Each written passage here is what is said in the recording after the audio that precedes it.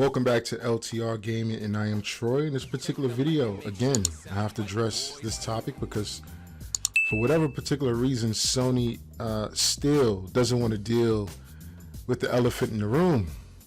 And the elephant in the room is Xbox Game Pass. And it's going to continue to kick Sony in the rear end if they do nothing about it.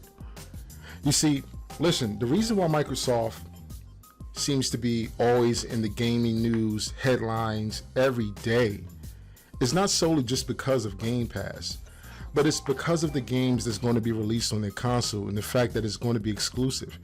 And also the fact that if you are an Xbox gamer, right, more likely than not, you have Game Pass. So you're going to be able to play these exclusive new IP games for free. And Sony does not have anything comparable to that. And for whatever reason, Sony remains quiet, mealy mouth. And for whatever reason, Sony fans, guys who bought the PS4, the PS5, are remaining silent. Listen, I enjoy Sony's exclusives, second to none. Without a doubt, I'm looking forward to them.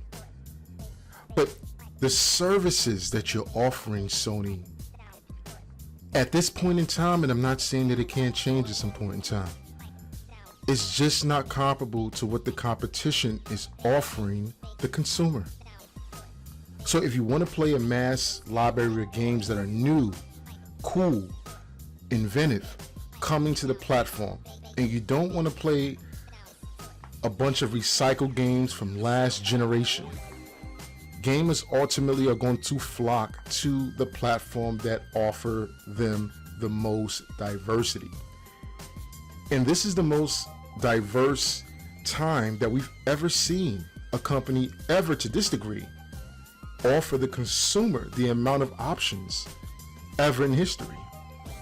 And again, unless Sony's going to come out and pull a rabbit out the hat in maybe some Sony exclusive conference in the next couple of months or in Q4 that's going to blow our mind. Again, if they say, hey, you no longer need to pay for online services to play online games like we didn't have to do with the PS3, if they do something like that, okay, cool. That might even, you know what I mean, give them some time to build some type of infrastructure that's compatible to what Microsoft is offering.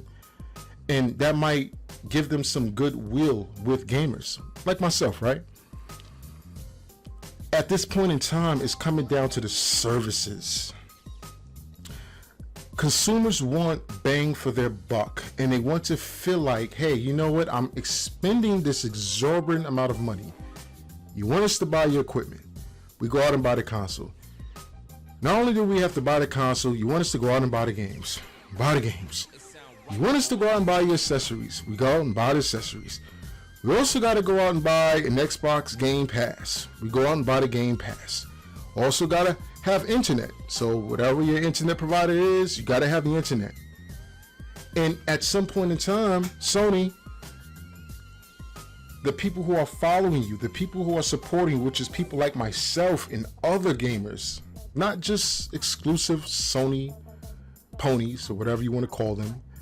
You got a plethora of gamers that are just gamers. They have no allegiance to any platform. They're following you and they're watching and they're listening and they're supporting you, but you're not giving them equal value. And at the end of the day, we all know what happens. When you're not competing, or you're not able to compete,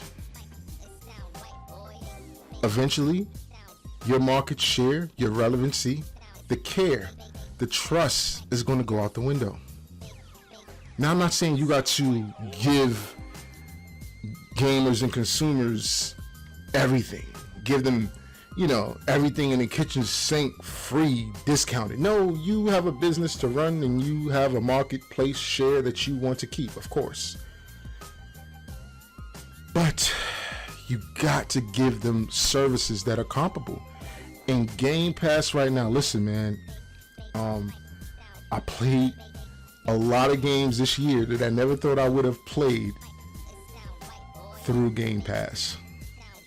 I'm telling you, like I've bought recently Outriders, right, for the PS5. And while that game is a multi-plat, I wanted to get a game that I can play more on my PS5 because I find myself doing the very same thing that I did last generation. I bought my PS4 Pro exclusively for Sony exclusives. And then I played all the multi-plats on the Xbox. And I'm finding myself doing that again. And it's a shame. So let's see what happens. Gotta do something, Sony.